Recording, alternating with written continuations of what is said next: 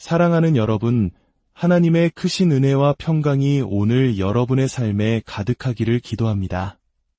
잠시 세상의 소음에서 벗어나 약 2000년 전 갈릴리의 어느 산자락에서 울려 퍼졌던 인류의 역사를 바꾼 한 목소리에 귀를 기울여보는 시간입니다.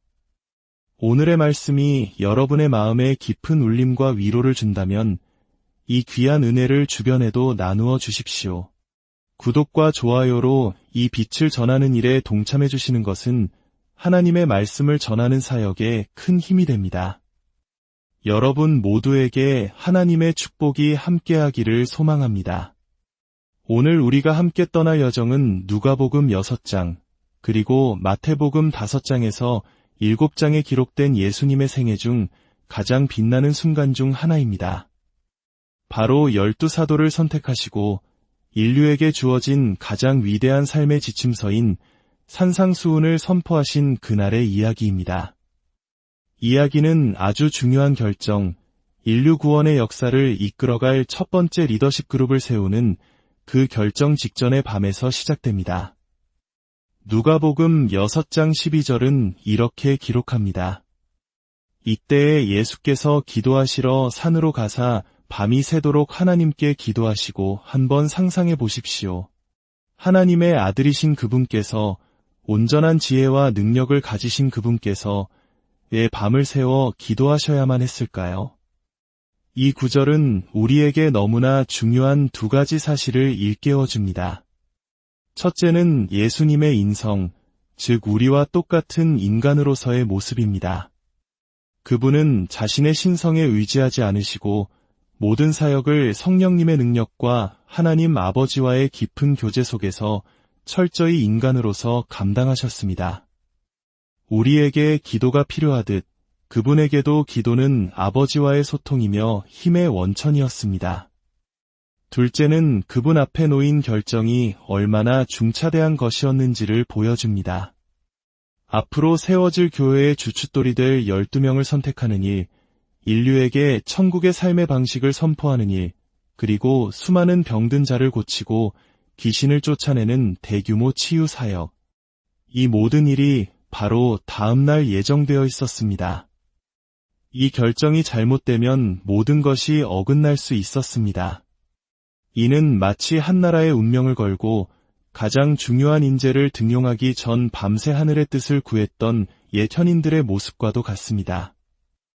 예수님께서는 가장 중요한 순간일수록 더욱 간절히 기도하셨던 것입니다. 산에서 밤샘 기도를 마치고 내려오신 예수님은 수많은 제자들 가운데서 12명을 부르셨습니다. 그리고 그들에게 사도라는 이름을 주셨습니다. 보냄을 받은 자라는 뜻의 사도. 이는 단순히 제자라는 의미를 넘어 하나님의 권위를 위임받아 그분의 일을 대행하는 공식적인 직책이었습니다. 마가복음 3장은 이 장면을 조금 더 생생하게 묘사합니다. 이에 산에 오르사 자기가 원하는 자들을 부르시니 나아온지라. 여기서 자기가 원하는 자들이라는 표현이 마음의 깊이와 닿습니다. 이것은 하나님의 주권적인 선택과 예수님의 인격적인 사랑과 갈망이 하나가 되는 순간입니다. 그분은 단순히 임무를 위해 사람을 뽑으신 것이 아니라 그들을 진심으로 원하고 사랑하셨습니다. 그리고 부르심에 응답하여 모든 것을 버려두고 예수님께 나아온 12명. 우리의 삶에도 여러 모양으로 주님의 부르심이 있습니다. 중요한 것은 그 부르심에 예라고 응답하며 나아가는 우리의 발걸음입니다. 예수님께서 사도들을 부르신 목적은 3가지로 요약됩니다. 첫째, 자기와 함께 있게 하시고 가장 우선되는 것은 사역이 아니라 주님과의 깊은 교제입니다. 그분과 함께 머물며 그분의 마음을 배우는 것. 이것이 모든 사역의 출발점입니다. 둘째, 나가서 전도도 하며 주님과의 교제 안에서 채워진 사랑과 진리를 세상에 나아가 선포하는 것입니다. 셋째, 귀신을 쫓아내는 권능도 가지게 하려 하심이러라. 이는 병든 자를 고치고 억압된 영혼을 자유케 하는 하나님의 능력이 나타나는 사역입니다. 많은 이들이 이 세 가지 중 하나에만 치우치곤 합니다. 어떤 이들은 기도와 묵상만 강조하고 어떤 이들은 전도와 말씀 교육에만 집중하며 또 어떤 이들은 기적과 능력 사역에만 매달립니다. 하지만 예수님은 이 세 가지가 분리될 수 없는 하나임을 분명히 보여주셨습니다. 주님과 함께하는 깊은 교제, 그 안에서 흘러나오는 진리의 말씀 선포, 그리고 그 말씀을 확증하는 성령의 능력. 이 세 가지가 균형을 이룰 때 우리는 비로소 온전한 하나님 나라의 사역을 감당할 수 있습니다. 놀라운 사실은 이 사명과 권능이 12 사도에게만 국한된 것이 아니라는 점입니다. 예수님은 부활하신 후 모든 믿는 자들에게 말씀하셨습니다. 믿는 자들에게는 이런 표적이 따르리니 내 이름으로 귀신을 쫓아내며 병든 사람에게 손을 얹은 즉 나으리라. 이것은 2000년 전의 이야기가 아니라 오늘을 살아가는 바로 우리 모든 믿는 자들에게 주신 위대한 위임입니다. 우리는 모두 화목하게 하는 직분을 받은 자들이며 세상 속에서 하나님의 사랑과 능력을 드러내도록 부름받은 그분의 대사들입니다. 이제 예수님께서 선택하신 12 사도의 면면을 살펴봅시다. 한 가지 흥미로운 점은 배신자 유다를 제외한 11명의 사도가 모두 갈릴리 출신이라는 것입니다. 갈릴리는 당시 유대 사회의 중심지인 예루살렘에서 멀리 떨어진 변방이었고 어부와 같은 평범한 사람들이 사는 곳이었습니다. 그들은 예루살렘의 종교 지도자들처럼 높은 교육을 받지도 사회적 지위가 있지도 않은 아웃사이더들이었습니다. 하나님께서는 세상의 중심이 아닌 변두리에서 똑똑하고 힘있는 자가 아닌 배우지 못하고 평범한 자들을 통해 가장 위대한 일을 시작하셨습니다. 이는 오늘날 스스로 부족하고 자격 없다고 느끼는 우리 모두에게 큰 위로와 희망을 줍니다. 하나님은 우리의 배경이나 능력을 보시는 것이 아니라 그분의 부르심에 순종하는 마음을 보십니다. 예수님은 그들 중 몇몇에게 새로운 이름을 주셨습니다. 불안정하고 감정적이던 시몬에게는 반석이라는 뜻의 베드로라는 이름을, 불같은 성격을 가졌던 야고보와 요한에게는 우레의 아들들이라는 별명을 주셨습니다. 이는 그들의 현재 모습이 아닌 앞으로 하나님의 손에 붙들려 변화될 미래의 모습을 보셨기 때문입니다. 주님은 우리의 연약함 속에서 강한 용사를 보시고 우리의 거친 성품 속에서 하나님 나라를 위한 열정을 보십니다. 이제 12 사도를 세우신 예수님께서는 그들과 수많은 무리 앞에서 인류 역사상 가장 중요한 설교를 시작하십니다. 마태복음 5장부터 7장에 걸쳐 기록된 산상수훈. 이는 하나님 나라의 헌법과도 같으며 그리스도인의 삶의 대언장입니다. 제자로서 어떻게 살아야 하는지에 대한 가장 압축적이고 포괄적인 매뉴얼입니다. 산상수훈은 팔복으로 시작됩니다. 심령이 가난한 자는 복이 있나니 천국이 그들의 것이며, 이것은 단순히 물질적 가난을 말하는 것이 아닙니다. 자신의 힘으로는 아무것도 할 수 없음을 깨닫고 오직 하나님만을 전적으로 의지하는 마음의 상태를 말합니다. 이 마음의 정원에 피어나는 8가지 아름다운 꽃들, 즉 애통하는 마음, 온유함, 위에 줄이고 목마름, 긍휼히 여기는 마음, 마음의 청결, 화평하게 하는 것, 그리고 의를 위하여 박해를 받는 것.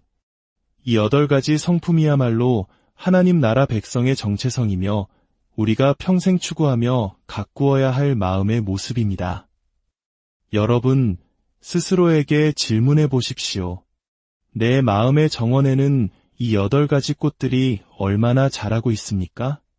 예수님은 이어서 우리가 세상의 소금과 빛이라고 말씀하십니다. 소금은 부패를 막고 맛을 내며 빛은 어둠을 밝힙니다. 팔복의 성품으로 살아가는 그리스도인들은 이 어두워져가는 세상 속에서 부패를 막고 하나님의 영광의 빛을 비추는 존재가 되어야 합니다. 그리고 예수님은 놀라운 약속을 주십니다. 누구든지 이 계명을 행하며 가르치는 자는 천국에서 크다 일컬음을 받으리라. 세상의 기준으로는 아무리 작은 자라 할지라도, 영향력 없고 가진 것 없는 사람이라 할지라도 이 산상수훈의 말씀을 붙들고 살아가며 단 한 사람에게라도 이 진리를 나누는 자를 주님께서는 하늘나라에서 가장 위대한 자라고 불러주시겠다고 약속하셨습니다. 이것이야말로 우리의 삶의 가치를 재는 진정한 척도입니다. 예수님은 우리 마음의 정원에서 뽑아내야 할 6가지 잡초, 즉 분노, 음욕, 거짓 맹세, 보복, 원수를 미워하는 마음, 그리고 사람에게 보이려는 외식에 대해 경고하십니다. 동시에 정원에 물을 주고 영양분을 공급해야 할 5가지 긍정적인 행동, 즉 구제, 기도, 금식, 재물에 대한 올바른 태도, 그리고 다른 사람을 비판하지 않는 것에 대해 가르치십니다. 특히 주님은 우리의 삶을 갉아먹는 가장 큰 적인 염려에 대해 말씀하십니다. 무엇을 먹을까, 무엇을 마실까, 몸을 위하여 무엇을 입을까 염려하지 말라.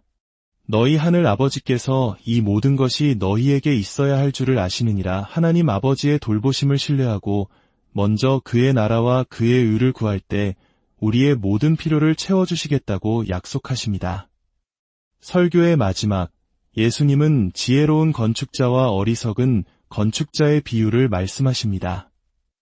인생에는 누구에게나 비가 내리고 홍수가 나고 바람이 부는 폭풍 우의 순간이 찾아옵니다. 이때 말씀을 듣고 행하는 자는 반석 위에 집을 지은 지혜로운 사람과 같아서 무너지지 않지만 듣고도 행하지 않는 자는 모래 위에 집을 지은 어리석은 사람과 같아 그 무너짐이 심할 것이라고 하셨습니다. 사랑하는 여러분, 오늘 우리의 삶은 어디 위에 세워져 있습니까? 세상의 변화무쌍한 가치라는 모래 위에 세워져 있습니까? 아니면 영원히 변치 않는 하나님의 말씀이라는 반석 위에 세워져 있습니까? 오늘 우리는 예수님께서 밤새 기도하시며 세우셨던 첫 제자들의 모습을 보았고 그들에게 그리고 오늘 우리에게 주신 하나님 나라의 삶의 원리, 산상수훈의 가르침을 들었습니다.